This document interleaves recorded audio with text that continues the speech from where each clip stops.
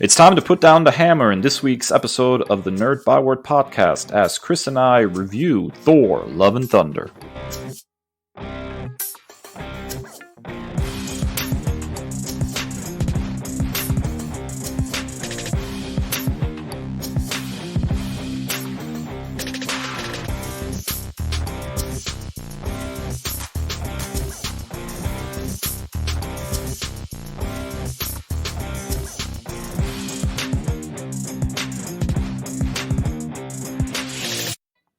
Ladies and gentle nerds, welcome back to a new episode of the Nerd Byword podcast, where we definitely are worthy.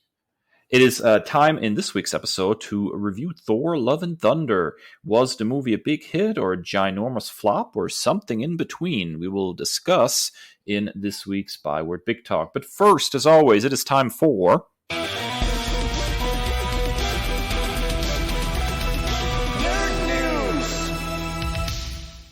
Now, Kris, this is a really, really wild news story. I can't wait to hear your take on this. So, Vince McMahon, the brains behind World Wrestling Entertainment, who came under supreme prominence during the Attitude Era, of which we were both huge fans during the time in our formative years, and we did an entire episode on it. Check the backlog. Is reportedly going to retire from the company and step down from his role. Now, this is not an altruistic motive. Don't get it twisted. Much like his tangerine-tinted colleague of the past, recent reports have detailed that McMahon is in a scandal of sorts, including payoffs for hush monies to cover up alleged affairs with former employees, including a secret $3 million settlement to one employee in particular. And then the Wall Street Journal released further news that more than $12 million had been paid to 4 different women with allegations of sexual misconduct and infidelity. The company will now be reportedly handled by McMahon's daughter, Stephanie McMahon, and President Nick Khan, who will serve as co-CEOs. Time remains to be seen if McMahon truly can step down and keep his hands off of the company and, cede control even to, his own daughter. Because when these reports first surfaced, the control maniac that he promptly showed up for a live, appearance on Friday Night SmackDown. That's it's really interesting because we did a recent episode on separating art from artist, and the reason that the Attitude Era, one of the primary reasons that the Attitude Era was so successful was his in-ring persona, on-camera persona of Mr. McMahon and this villainous CEO, which should come to no surprise to anyone even remotely close to the situation, that there's more truth in that persona than anything.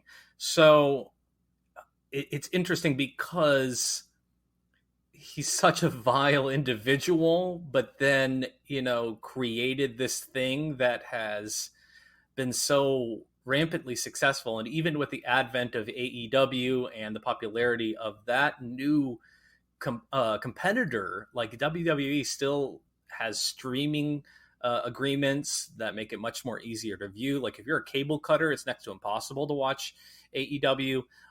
So time will tell what is going to happen with this. But at 77 years old, can he actually step away from the control?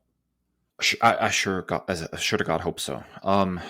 This is a wild story, as you mentioned. We're both big fans of the Attitude Era, but I'm also going to have to say that I'm not a huge fan of where the company has gone, and to me, they'll always be WWF, even if they have a problem with the World Wildlife Fund. But where the product has gone over the years since the Attitude Era concluded, is obviously not one of my favorite things. And so, this PG era that they created the way they pace matches, the way they pace entrances now, the where they place commercials. I think there's been a series of incredibly poor choices made behind the scenes, and that goes straight to the top to Vince McMahon. So even disregarding all these scandals that he's tied up in, he needs to go, man. Some new people need to be in charge of this company that are willing to take some risks and innovate. He has made questionable choices, even going all the way back to the Attitude Era. Thankfully, there were more hits than misses during that time. But as he has aged, or his business notions have changed, I don't know.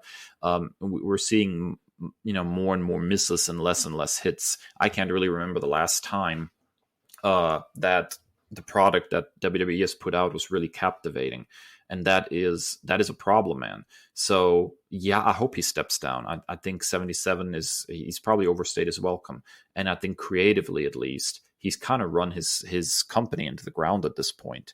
So him stepping back can only be a good thing for WWE. We need some people at the top that understand the product a little more, that are willing to take some more risks. I read an article recently that they're putting a new rating on Raw and SmackDown. They're going to a TV-14 rating, and it's been TV-PG for a long time. Maybe that is a sign of things to come, that they're maybe willing to push the envelope a little bit more again to try to, get eyeballs on, because the product has become extremely boring. And I say this as a ginormous fan of the Attitude Era and a ginormous fan of professional wrestling. They lost me years ago, and they've never done anything to get me back. I mean, how often do I need to see, Hulk Hogan or Ric Flair get back in the ring? Do some interesting stories, push some interesting wrestlers, try some new things, experiment a little bit. The current era is just very sad in a lot of ways for the company, and I would love to get interested in World Wrestling Entertainment again. And hopefully Vince being gone is a step in the right direction. Yeah, for me, it's like the double-edged sword of his management style and the trickle-down effect of that, because I think the reason that the Attitude Era was successful, when you boil it down, was the larger-than-life characters. You have The Rock, you have Stone Cold Steve Austin. The first two that come to mind. You have Sable. You have, even people like Val Venus. He's a freaking porn star. Come on. We talked about this. Al Snow, that whose best friend was a mannequin head. That's just freaking ridiculous. The Godfather. And what has happened, as I've peripherally followed it over the past few years, is you have these once in a blue moon type talents, and they snuff them out. You have characters like Braun Strowman, who they terminated the contract of and went to the competitor, if memory serves correctly. And then the most recent one that has really infuriated me, the reason that I came back to watching WWE a few months ago, was Sasha Banks. I think she has that charisma, Mercedes Varnado, her real name. She has that charisma, that star power that immediately drew me in. And then you have the debacle of her and her tag team partner walking out of Monday Night Raw because they were not done any service as the tag team champions. And now they've been suspended indefinitely. The WWE refuses to let her appear at any conventions under her stage name, any of that. And so, being that much of a control freak, and whatever the extension of that is company wide, you have these characters that could help you thrive and evolve into the future, and you're completely snuffing out those sparks. And it's wild to me. Like I said, if there was any way for me to regularly be able to watch AEW, which from everything that I've seen via social media clips and everything, is everything that I want the WWE to be, it's just I can't find a way to regularly watch AEW content because they don't have a streaming package, which is wild with Turner behind them. Maybe HBO Max can pull some strings over the next year or so, but they got Jim Ross over to AEW, and what more do you want from that? And so it's really frustrating because I want to get back into pro wrestling. Look at my nerd commendation coming up in a few minutes, but it's just extremely frustrating. And so hopefully this is a telltale sign of things to come, that they can, find that magic again. So what you're saying is enough, and it's time for a change. Oh, duh, sorry. All right, Dave. We have a triumphant return for your news story this week. Yeah, so I think we're going to have a whole episode just to talk about some of the stuff coming out of San Diego Comic-Con. But I just grabbed what I felt was probably the biggest story because it's probably the one that's got me most excited. And that is that there was an announcement that we're getting a new Daredevil series, that Charlie Cox and Vincent D'Onofrio are both going to be back for it. The title for it is Daredevil Born Again. And as we just discussed a couple of weeks ago, how it is absolutely ridiculous that Disney Plus series always are 6 episodes and they stretch story or compress story based, just trying to make 6 episodes in some way. Here we're not getting that. Daredevil Born Again is going to be an 18 episode series, and it is currently scheduled to drop in 2024. Dude, 18 episodes, three times as long as a standard Disney Plus show has been so far. I am thrilled that they're giving this sucker some room to breathe and are really doing, some Daredevil storytelling here rather than trying to rush it. On top of that, it's been pretty much confirmed that Daredevil will make an appearance in She-Hulk, and will also, of course, be appearing in Echo, as we've noticed previously. So this is leading up then to his triumphant return in his own series.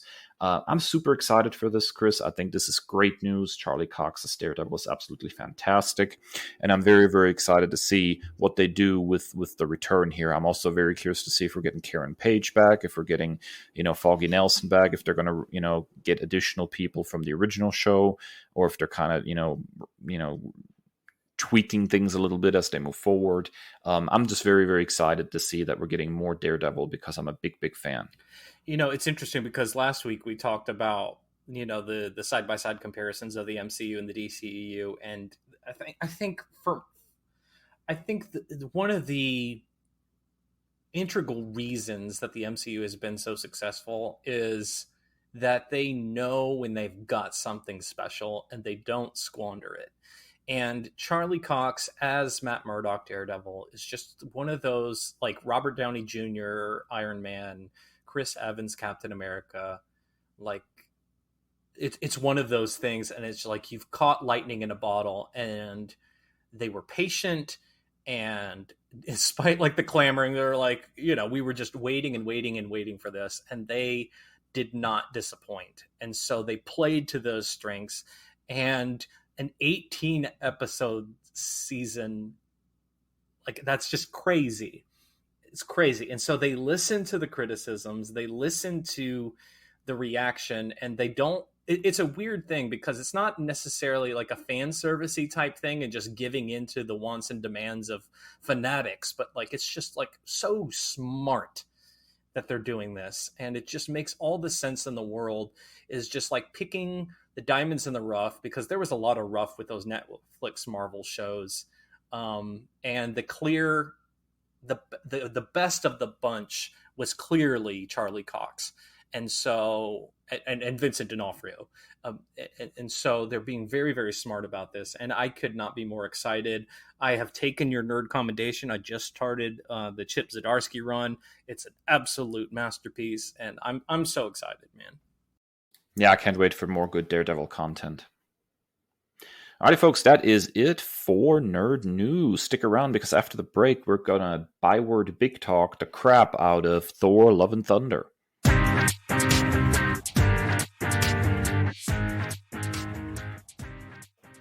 Alrighty, folks, and we're back. It's time for a little bit of lightning and a little bit of thunder in this week's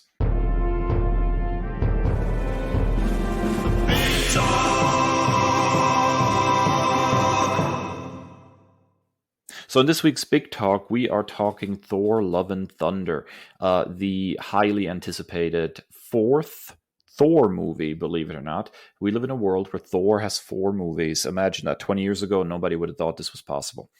And we are going to dive in as always. Chris and I each have picked 3 big likes and 3 big dislikes, and then we're going to follow up with a final verdict. Chris, let's start on a positive note. What is the first thing that you really liked about this movie? The youth of the nation of Asgard. I loved everything that was kid-centric about this.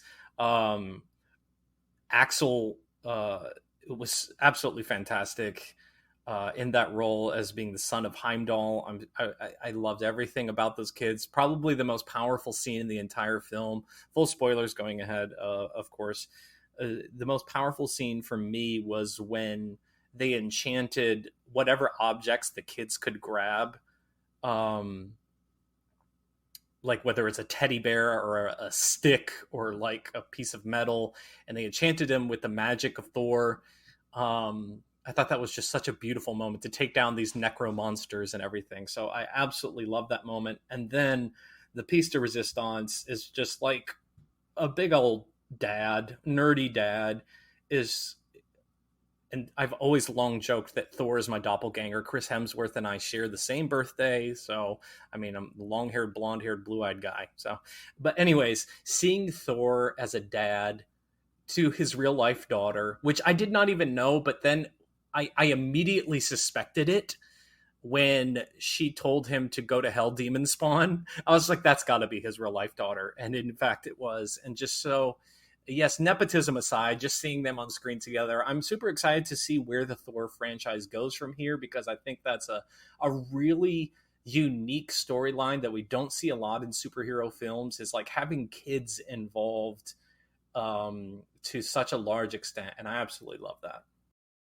Yeah, I will say that that was probably one of the most cheer-worthy moments in the movie, is when he enchanted those objects and gave all the kids the power of Thor. That was some cool stuff, and really put probably the biggest smile on my face in this whole thing. I really am interested how they're going to pick up on the thread of him, now being a father figure to this girl that he basically has adopted. I think that's an interesting direction in taking the character, and it's something that I don't think we've seen a lot of. I don't think we've seen that in the comic books either, as far as I know. So it's a very interesting place to bring him. We've talked a lot about the notion of fatherhood and how that is interesting, as a mesh with superhero stories, and how we're, always a little upset that we never get to go there with like Peter Parker, for example. That's an interesting setup. Or that they aged up John Kent over at DC, and now we don't have Super Dad much anymore. Those sorts of decisions I think are really questionable. So seeing Thor in a father role would be absolutely fascinating. I think that particular thing got me more excited for a potential sequel than it really did much for me in this movie. But the sharing of the power scene was very powerful, pun intended, and I really, really enjoyed that. All right, Dave, your first big like is the reason we came to the theaters. You better believe it. I am a huge fan of the Mighty Thor run, of Jane Foster as Thor, the duality of her being so powerful, constantly, being in danger because she's dying from cancer, the way the character is portrayed, her whole attitude when she, becomes, this new version of Thor. I love all of that. And seeing that on the big screen was an absolute joy. Seeing Natalie Portman back, just proved what an essential ingredient I think that she is to this franchise, and how much she was sorely missing in Ragnarok. I think that Portman is about as important to this franchise as Hemsworth himself, and they would be extremely silly to not try to bring her back again. We've seen this in the comic books, obviously, where she returns from Valhalla eventually and becomes a Valkyrie, the Valkyrie, really. So I'm all about the Jane Foster Thor. I thought it was extremely well done. It's obviously different from the comic books. They had to tell the story in a compressed sense. And I wish there would have been more of her as Thor, and even maybe a little bit more of her as Thor on her own without Hemsworth. I think a Mighty Thor movie would have been pretty interesting, with just her trying to, adjust to this role. But what we got at that was really, really good, and put my butt in the seat at least. Yeah, I love, and I almost put this as an overall like, but the advent and the evolution of Mjolnir was so cool. The visualization of where like it separated into different pieces of the shattered Uru and then come back together like a boomerang, that was so awesome to see on screen. So I cannot sing the praises enough of Jason Aaron's work on Thor. I think it was one of my very first nerd commendations, and seeing on social media, like my friends and my mutuals reading it for the first time and experiencing that, it just like makes my heart swell. And then, seeing it on screen was really, really cool. And it's markedly different, but like, I'm not a person that has to have exact replication in visual medium. If I want that, I'll just go back and read the book. And so I, I appreciated like seeing it on screen in a very different setting. I thought it was really cool, and I think the world of Natalie Portman. Even back in the prequels where she wasn't given a lot of material, I think for me, I still remember exactly where I was the first time that I saw V for Vendetta, and her portrayal in that film was like earth shattering to me. Um, One of the most powerful acting performances that I've ever seen, and seeing her given some agency here to really flex, pun intended, was really awesome. Yeah, absolutely. I'll totally agree with that, man. Big Natalie Portman fan here as well. All right, so that brings us to your second like, Kris. What else did you like about the movie? It is no secret to our listeners that I am a god nerd, and mythology is just one of those things that always scratches an itch for me, no matter its origin, whether it's Greco-Roman, Mesoamerican, African. I was so blown away by the beauty um, captured here on Omnipotent City, and just seeing all these different pantheons represented. To be honest, I wanted more. But the actual visualization of that, seeing these different deities interact with one another, it was not near enough for my sensibilities. I wanted absolutely more. But seeing that there, it was like the first time in the first Thor film, seeing Asgard brought to life for the first time. It was really emotional. Black Panther, when you go into Wakanda, you go through that shield and you see Wakanda for the first time. It was that stirring to me. I thought it was absolutely majestic and beautiful, and I just wanted more. Yeah, I have to say, there was a lot of talk on social media as always about like special effects and, that, for example, like, Jane Thor's helmet being CG rather than an actual helmet. And there was a lot of talk about that, about how the movie is going to look bad. And I have to say it looked great. And I think Omnipotent City is a perfect example of sort of this visual splendor that the movie indulges in. Now, does it mean it's spot on all the time? No, I think there's rough shots here and there, but I don't think we can necessarily fault the movie too much for that, given some of the revelations that we have since gotten about special effects people working on Marvel movies and how they're constantly under crunch, and it's not very well managed, and that's why we sometimes get some wonky stuff in these movies. So overall, I have to say, Omnipotent City and the whole arrival there and all of that was probably visually sort of the highlight of the movie, and it was very, very cool. Well, that transitions perfectly into your second big like, Dave. Go ahead.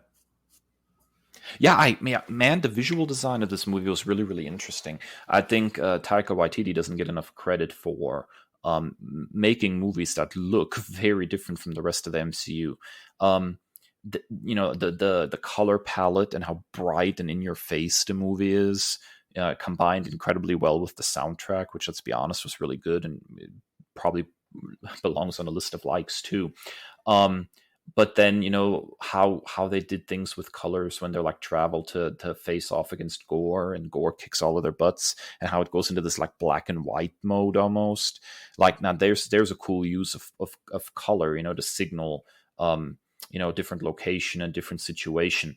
So there was some really, really cool stuff visual design wise. I really liked let's call it the art direction. And although I will agree there were some wonky shots in the movie and some CG that didn't always perfectly land, I think the vision of the movie, the art design of it, was really, really cool and unique from the rest of the MCU. And I really liked that bright, in-your-face color palette that YTD seems to go for every time when he does these. He did this with Ragnarok some too, and I really, really like that. I think it's very cool and visually interesting.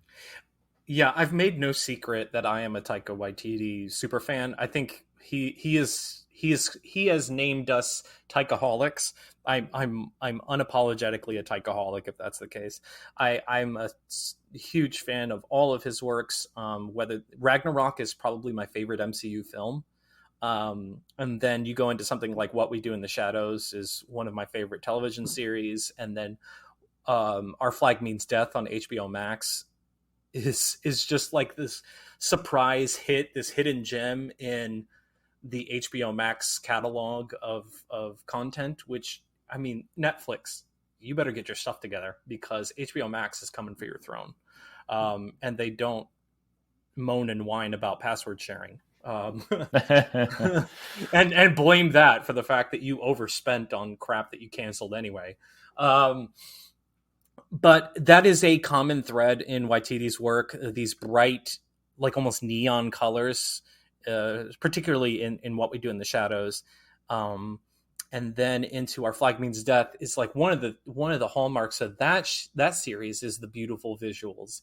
And so, like, I think it lends itself so well to a franchise like Thor, and it's very difficult to thread the needle. Like you said, who would have thought that the longest running solo franchise in the MCU would be Thor? I mean, like, it's so cartoonish and so goofy, and like when over 10 years ago when we were like, we're gonna make a Thor movie, like, oh, let's see how this turns out.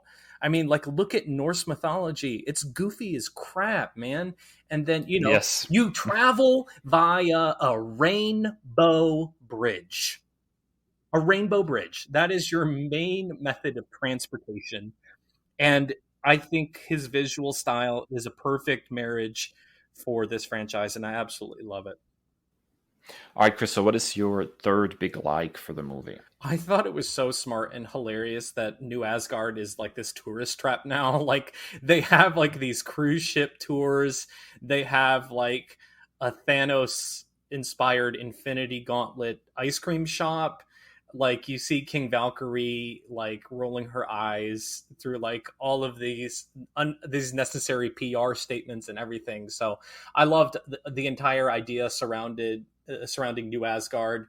Very, very indicative of like the Broxton, Oklahoma of it all from the comics. So I thought that was. I actually think that it's much better because it's like Scandinavian in its origin, rather than Middle America flyover state. So I really loved the advent and the zhuzhing up of New Asgard on Earth and this new place for all these people. And I love everything about New Asgard, and I wish it was real so I could go. It almost feels like a pitch for a part of Disneyland or something, Right, right. like we're gonna make a little New Asgard here, and you can go visit. Yeah, that's a little commercial slap in the face. I hate when they do stuff like that, but it's logical. I think in the context of the story. I mean, what exactly would New Asgard do on Earth? It seems logical that there would be like a touristy element to that. Sure. I think it worked overall. I think that the Thanos ice cream shop may have been a step too far. But I'll talk more about that in the dislikes. I don't think that would really fly. Hey, dude killed half of the universe's population. We were able to undo it, but maybe let's not name an ice cream shop after this guy. It's like having Hitler ice cream on the corner or something. It's a little weird. But yeah, other than that, I think the touristy stuff was fine. Yeah. All right, Dave. Your third and final like for the film. I think one of the best things this movie does is show that gods kind of suck. Zeus in particular, like Zeus in particular, but most of them do suck. If you look at the mythology, these are vain, self-centered characters that make mortals their playthings. I mean, that's sort of the overarching thing for most mythologies. Greco-Roman in particular, Norse is not much better. It is just something that is a part of most of these mythologies. They're self-centered and they kind of suck. And yet, most of the time when we get movies, the gods are portrayed as noble and self-sacrificing. How often have we seen Zeus the wise? For example. And I think that doesn't come across in the original mythology and the stories that people told about these gods at all. Even I think the way Asgardians were portrayed in previous movies, particularly the first one, was a little, Shakespearean, high and mighty, and that's not really necessarily accurate to the mythology. So having a movie that is like, unapologetic, like, look, these ancient gods kind of suck. Like Zeus was a very let's say horny, self-centered individual who only cared about how many women he could seduce, even if it took, turning into a bull or a swan or God knows what else. I was just going to say, even if it was humanoid, yeah. Yes, so the point here is very simple. I like that they were willing to go there and say, you know what, these gods kind of suck. That is probably the proper way to portray them, rather than these wise, powerful Shakespearean individuals. And I was actually very pleased that they were willing to go there. Like Zeus got mad at Thor and says, "You're not coming to the orgy," and that sounds like something that Zeus would probably say. That's pretty spot on. So I was very pleased with the portrayal of the gods. I thought it was a breath of fresh air to go more back to the original mythology and kind of poke fun a little bit at how vain and self-centered they are. Yeah, it's inescapable and inevitable, but the Snyder bots, as we will now from this point forward refer to them, check last week's news story, the Snyder bots were like doing a side-by-side of Zeus in the Justice League versus Russell Crowe's Zeus, and they were like, it's no comparison. I was like, have you read mythology?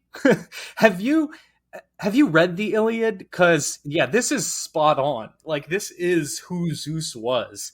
And like, I made a joke the other day that like the loss of innocence and signs of maturity for X-Men fans is realizing the truth about Charles Xavier.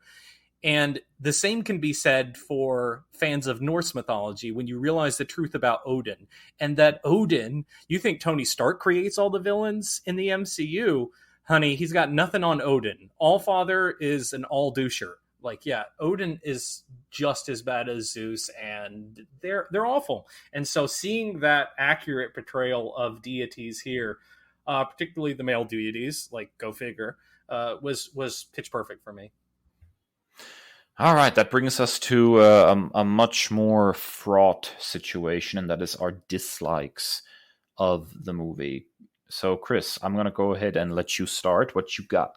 I think that there was a lot condensed in this film, and it really felt like it needed room to breathe. Particularly, it felt like this should be two separate films, and you hinted at this earlier. I think that Jane, even whether you include Odin's son or not, should have been its own journey. And I think in particular, a perfect adversary for Jane herself, one of the most emotional issues, one of the great feats of the Jane era, Mighty Thor era, is when she defeats the Mangog. So I think that would have been a pitch perfect thing. And then you separate into Gore, because there was like enough to whet your appetite with those two different stories, but I don't think it was sufficient. And I think this movie was trying to do too much from a plot perspective, and it really should have just been drawn out, because we would have been there if they would have said there was two different Thor movies, over even make it over the next year like they did with Infinity War and Endgame. I would have been there for it, and I think it would have been much better served for characters and plot and story and character arcs to just have room to breathe. It felt very condensed and compressed. Thank you. Now I don't have to say that. You're absolutely right that it felt way too compressed, particularly Mighty Thor's story. Jane was awesome in what we got, but felt like she was given a short end of the stick. And I think there are other elements here too, and we'll talk more about that in a moment, that also kind of got the short end of the stick because it was trying to do too many things. And I think that's probably the biggest sin of the movie. It's in some respects just too much. It's a little too much story. It needed to be, get some room to breathe. It's a little too much of this. It's a little too much of that. It's too much. I think is the problem. You're exactly right. So two separate films, I think, would have probably been vastly superior to what we got. Simultaneously, too much and yet not enough. It's kind of crazy. Exactly. Yeah, exactly. All right, Dave, I'm going to let you share this first dislike, but I'm putting on my judgmental face. That's okay. I can't see your face right now, so I can live with that. Dude, this is a complex situation. I actually quite liked the movie, but I didn't think it was like perfect or a masterpiece. And I'll freely admit that my wife fell asleep halfway through. So she calls it Thor Sleep and Snoring instead of Love and Thunder. I didn't think it was boring, but I do think that there was a very obvious problem, and that is that the humor doesn't know when to pull back. The movie was trying to be funny oftentimes in situations that really didn't need to be funny. And even when the movie was being funny, it pushed the joke sometimes from, hey, that's really funny, to, well, that's just absurd. And it takes you out of the movie. I'll give you some examples. The scene where they're on the boat, and Jane and Thor are reconnecting, and Thor kind of makes this pitch at her, that they should be together again, and then she blurts out that she has cancer, and then immediately after that they play it off as a joke, like she said something that ruined the moment, and it was kind of like played off as kind of like funny how she was trying to dash away and just kind of let that whole thing sit there. And I think the cancer storyline in particular, and I'll talk more about that later, didn't need that. Sometimes it's okay to let something just sit there and be emotional. You can have your humor back in the next scene, and not every scene needs to be humorous, even if you're trying to make a comedy, if that makes sense. The other moment that pulled me out of the movie immediately was a Russell Crowe move. As I said already, I'm totally on board with his Zeus. Totally. I thought it was funny how he was disinviting, Thor from the orgy. I thought the choices made with the character, that he was not wise, he would not help, all of those things, perfect choices. And then there's that moment where he comes off his little platform and he grabs his toga like it's like a tutu or a skirt and kind of goes down the steps. It took me immediately out of the movie. Like that was a move that was telegraphing that it was trying to be funny without actually being funny. The orgy moment before, funny. Russell Crowe using his toga like a tutu and kind of holding it up, which is, it was so high up, there was no need for him to do that. It was not like he was holding up a skirt while he's going down the stairs or something. It was clearly a telegraphed, look, I'm trying to be funny moment. And it pushed it just a little too far. And those are the things. Bonus that I was going to talk about a dislike, but it fits here too, is Korg and his narration. It starts out at the beginning as, it's kind of clever and funny. And then by the end of the movie, I'm so sick of Korg, it's not even, funny anymore, because he keeps popping up and saying dumb stuff to the point where it wears out the joke. Having the narration at the beginning and at the end, perfect. Having to have it throughout, on the other hand, didn't work for me. So did the humor in the movie work for me? Absolutely. I thought there was lots of funny stuff in it. But I think one of the big problems of the movie is that it didn't know when to say, oh, it's enough. Now we stop this joke. We don't have to make Zeus funnier, with the little tutu move. We don't have to take an emotional moment where Jane reveals she has cancer and try to make fun of it. There are places where the humor just kept going too far, and it took me out of the movie. Yeah, I think this is one of the growing pains of something that we've talked about extensively is diversifying the MCU and placing it in the hands of creative directors like Waititi, like Sam Raimi, like Chloe Zhao. Is they can't help themselves sometimes.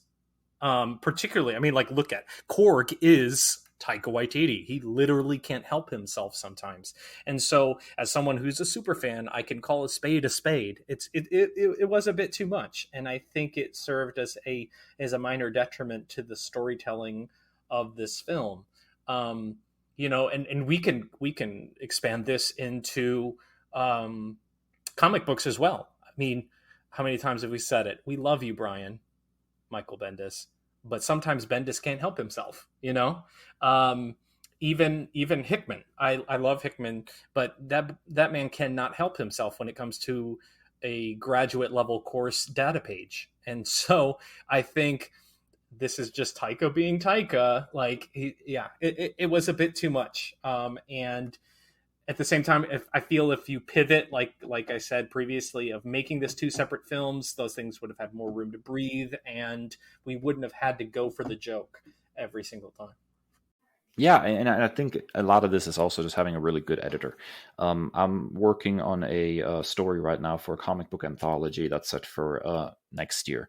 I think they're probably going to kickstart it here in a couple of months or something. I have to look at the schedule. But I have been so blessed to have an excellent editor on this 10-page story. I've gone through probably 4 or 5 revisions at this point, and I'm still filing away some of the rough edges because I have somebody who is willing to say, no, Yeah. that doesn't work. Here you went too far. Here you didn't go far enough. And I think, I love YTD's work, and I think diversifying creators, that's fantastic, but I also think that creators need always a really good editor or producer, whatever you want to call it in movies, but in comics obviously it's an editor, to stand there and say, no, not that one, that's not working, trust me, let's go ahead and pivot here. And I don't think I almost feel like the MCU kind of is going from one extreme to another. Took the words from my mouth. Yep. Yeah, they used to be super micromanaged to the point where directors left because they didn't feel like they have enough control, and now they're just kind of setting people loose without somebody being willing to say, no. I think the Eternals would have benefited from somebody saying no occasionally. I think there's a really good movie that could have been great, and I think this movie is a good movie that could have been great if somebody would have said occasionally no to Taika Waititi. No. You took the words right from my mouth. The Edgar Wright of it all, which I'm still upset about that. As much as I have enjoyed the Ant-Man movies, like Edgar Wright, like Hot Fuzz is thanks to you, one of the nerd commendations before we had nerd commendations. Hot Fuzz is one of my all-time favorite comedies, and I think it's so good. Oh my god, you sold me on it. Like, if you guys have not seen Hot Fuzz, this is how this man sold this movie to me. He drop kicks an old lady. Like, it's got to be seen. It's got to be seen to be believed. It's so perfect. I love this movie so much.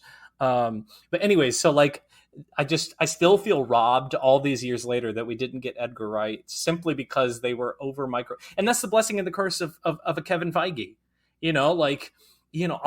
I'll take what's left because it's given us such sustained entertainment and everything. But like, I'd be lying if I said I wasn't sad about it. And so I think this is, like you said, an overcorrection of that. And then like, this is a happy medium, or we need a happy medium, excuse me. And I totally second your thoughts as well about having an editor. When I was writing for Comics Bookcase, my first Ninja Turtles article, I went in with all piss and vinegar and like emotion. And he's like, we need to rearrange some of this. And then when you step back and read the finished product after those, revisions, is like, yeah, this is way much better than what I had initially. Exactly. Yeah. Wholeheartedly agreed. So, Chris, dislike number 2, go. King Valkyrie, while spectacular, Tessa Thompson just should run the world going forward. I didn't get near enough. Vastly underutilized. Every single scene that she was in, she absolutely stole it. When she kissed the hands of those maidens that were with Zeus, like, I got chills. And then, like I said previously, like the PR stuff where she's having to make all these public appearances, just the smartest decision that Thor has ever made, in placing her in this ruling role of New Asgard. But I just need more. Heck, I need a Disney Plus series about New Asgard and Valkyrie. Like, I need more of it. And I just feel so cheated in a way because there was not near enough. I will echo that. I think Tessa Thompson is one of many people, because the movie is so packed, that was woefully misused. I think there should have been a lot more of Valkyrie. A really interesting character in Ragnarok has kind of been reduced to sort of a sideshow. I found that extremely sad. I thought there could have been definitely more Valkyrie in this one. I am hopeful because I saw in an interview when they were asking about Valkyrie, is that her name? Is that an occupational title? She was very coy about that, and it was basically hinted that was something yet to be revealed. So I am hopeful for the future of this character. Yeah, yeah, absolutely. Dave, your second dislike of the film. Okay, so I'm a big fan of Gore. You actually, upon your nerd commendation, I read that whole arc in Thor, and I love that story. And it goes very much hand in hand with what I said about the portrayal of the gods. The gods are vain, selfish, and Gore, as Thor discovered when he became unworthy. Gore is right. You know, like these gods kind of suck. And Christian Bale is flawless in this role. He is so very good. So it's extremely sad to me that so many of the cool things about Gore kind of got dropped. And I'm not even talking about the design. I don't care. I think Christian Bale acts his butt off and he works really well as he is in the movie.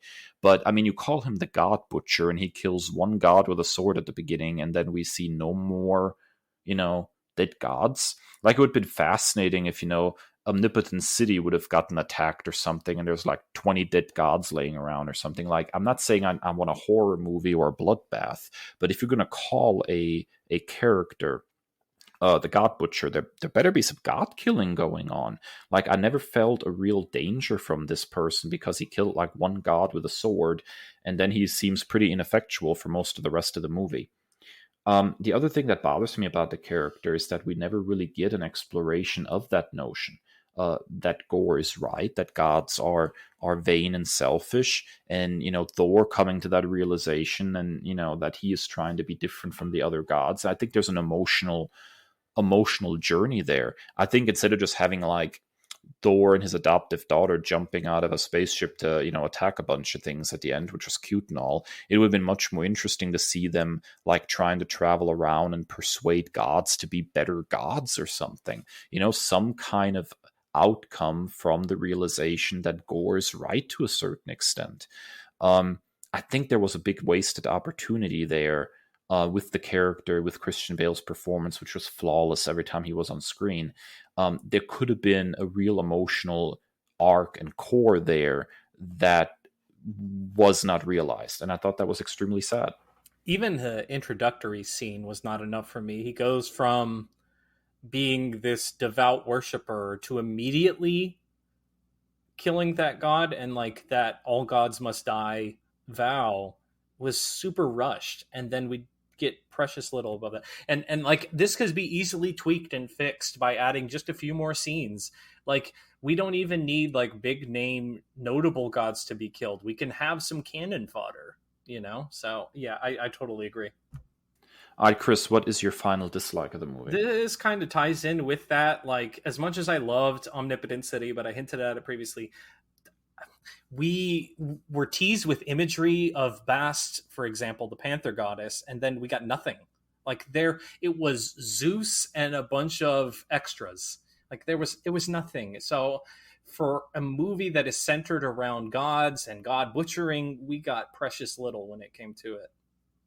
Yeah, I think that's absolutely correct, and I totally agree with your assessment here.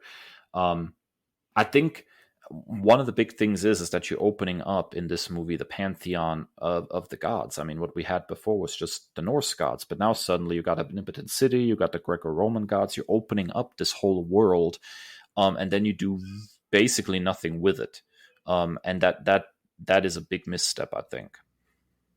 All right, Dave, your final dislike for the film. You've hinted at it before, but let's flesh it out. Yeah, let's flesh it out. This is going to sound really petty, but besides the fact that she was getting chemo and she had cancer, did you notice that Jane never lost her hair? Which is wild because she looked great bald in V for Vendetta. Yeah, and I'm not even saying that they needed to cut her hair. I'm just saying bald cap is fine too. I think we didn't get a strong enough sense of the cancer storyline. I think it was short shifted anyways because the movie had so much going on. But I think they didn't milk any kind of drama out of how bad off she was. I mean, she never even looked particularly sick when she was sick. When she's not in Mighty Thor form, she drops the hammer and she collapses. So she drops the hammer and she bends over in pain.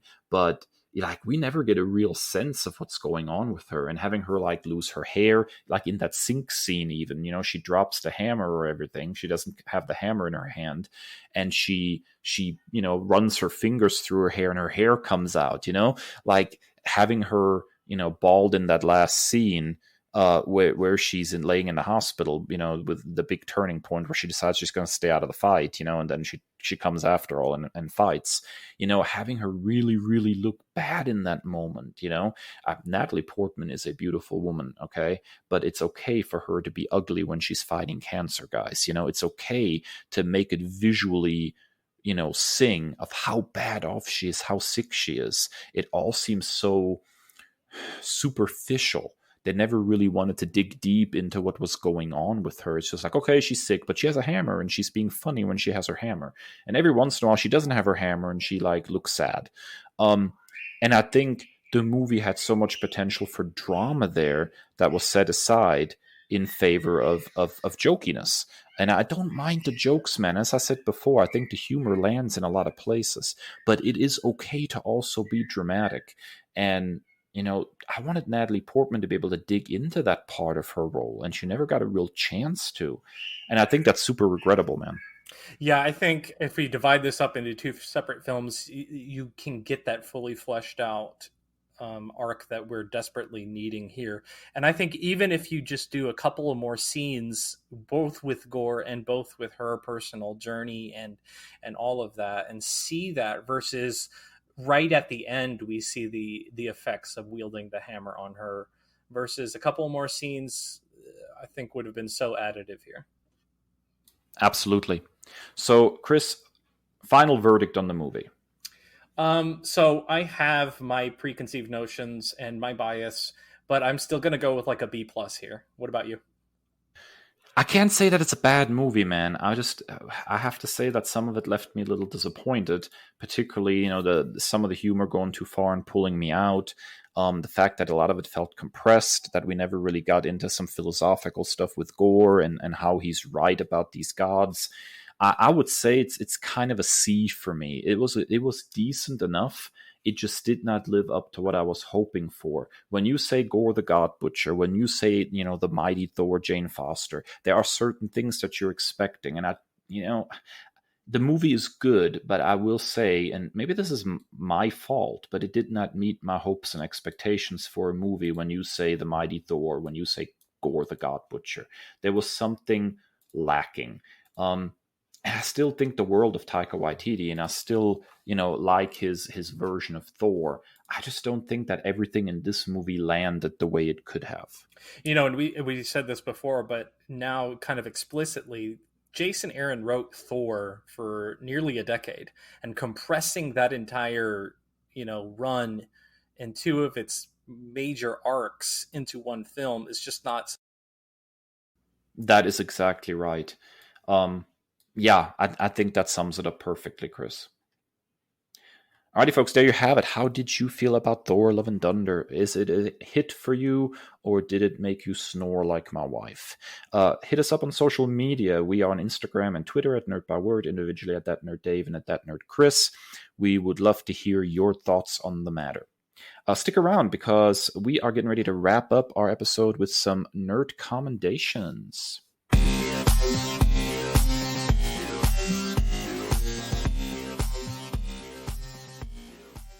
All right, ladies and gentle nerds, it's time for the final segment of the Nerd Byword, where we recommend some new nerdy media to you. We call it Commendations. All right, Kris, what are you nerd commending this week? Well, I recently upgraded to an Xbox Series S, and the first big game purchase that I made was the WWE 2K22, which it's been made no secret how much of a debacle 2K20 was. It was the worst elements of the dogma surrounding professional wrestling and the WWE fandom and their branding of how goofy and how self-inflating it can be. So they took some time, they delayed releases and everything, and did some major retooling. And I'm very pleasantly surprised to see just the vast improvements that this game is. It's much more in depth. There's hours upon hours of content, different game modes. There's a My GM mode. There's a My Universe mode where it's essentially like a season mode. You can play as a particular superstar, or you can have complete creative control and build all your own matches, all your own shows, everything. The My Rise, which is basically your created wrestler and their progression from training in the underground scene and then graduating to the big name shows, is much more in depth and a much better storyline. Of course, it's still cheesy and cheesecakey and corny, but like that's kind of like the wink of professional wrestling at its core. So I'm really, really enjoying that part. The retooled combat fighting techniques is really, really great. So I'm really having a great time playing this game, and I'm glad that I spent my hard-earned money on this, and WWE 2K 2022 is a strong, resounding nerd commendation from me.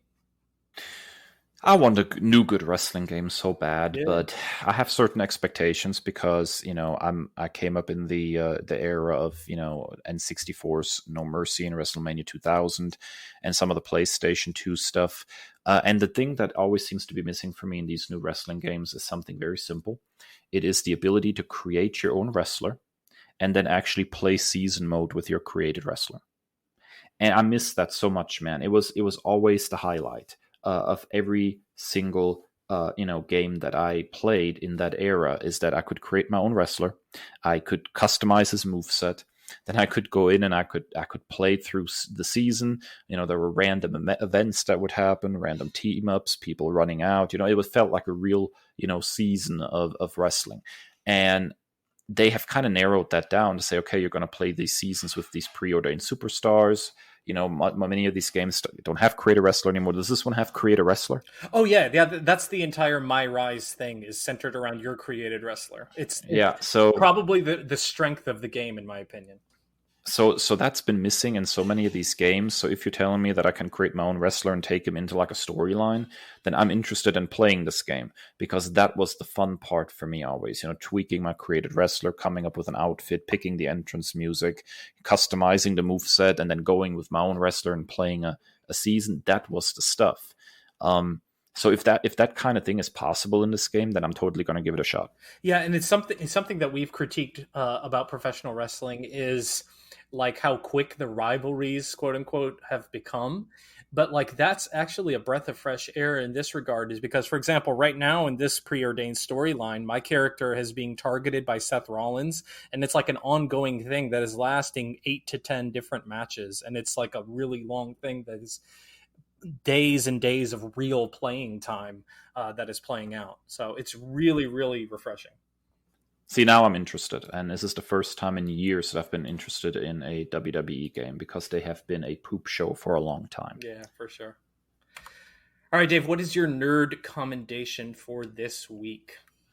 Well, we always say that our show is as much for the nerdy nerds as it is for the new nerds, and there is something that I wanted to talk about that most extremely nerdy nerds probably know about and probably have checked out at one point. And that is a series from DC Comics for mature readers from the 1980s, launched in 1986. It is The Question. The Question, written by Dennis O'Neil, with art by Dennis Cowan. This series is something extremely special, dude, and the entire series is on DC Universe Infinite. Here we have the story of Vic Sage, a reporter in Hub City, which is as bad, if not worse, than Gotham City for pure corruption, and everybody just kind of being sucky people living there. And he, puts on a face mask that makes it look like he has no facial features, uses a special gas that adheres it and changes the color of his hair and his clothes, and he goes out there and fights crime and tries to uncover corruption. The question is a fantastic character. And this is probably the best series that the characters ever had. It is extremely dark. It's extremely mature. There's some really messed up stuff that happens here.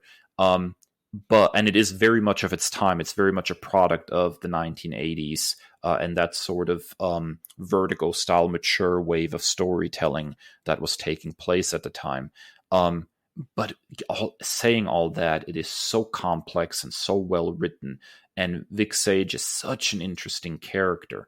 I absolutely love this show, this series. The thing is also that the art is very much in that like 1980s mature vibe, so it looks really, really cool even by modern standards. It's very unique and distinctive. The whole series is absolutely a stunner. So if you were interested in learning more about the Question as a character over at DC Comics, then I would say that, you know, the Question from 1986 is definitely the place to start. Ran for about 36 issues, I believe, and it is absolutely complex, interesting, and a masterpiece in its own right. You know, it's crazy to think, but it's been 2 years already since we lost Denny O'Neil, and you know, at that time I was almost exclusively a Marvel consumer, and so his contributions to Marvel were not as significant by any stretch of the imagination as they were at DC. And now, you know, I'm happy to say that I'm reading a good deal more DC content, and he is one of the creators at DC that I'm looking forward to diving into the most. Dude, read it, man. It's complex, it's mature, it's not without its faults. It's very much a product of its time. But I would say for the time it came out of, dude, this is just a banger of a series. Alrighty, folks, there you have it. That's it for another episode of the Nerd Byword podcast. If you like what you just heard, get on your favorite podcasting platform, drop us a rating, a review, and subscribe so you never miss an episode. We drop new episodes every Tuesday and are available wherever podcasts can be found. And give us a shout on social media, on Twitter and Instagram at Nerd Byword, individually that Nerd Dave and that Nerd Kris. Also, be sure to check out the Linktree link in our social media bios to interact with us via our Discord server. Give us your own nerd commendations, comment on episodes, what you'd like to see in future episodes, all the scuttlebutt coming out from San Diego Comic-Con. And as always, stay well and stay nerdy. The Nerd Byword is written and produced by Kris and Dave, two nerds with a love of all things pop culture. The podcast features music by Al Jimenez with additional drops composed by Joe Biondi. Our show art is by Ashery Design. Find us at nerdbyword.com and wherever podcasts are available.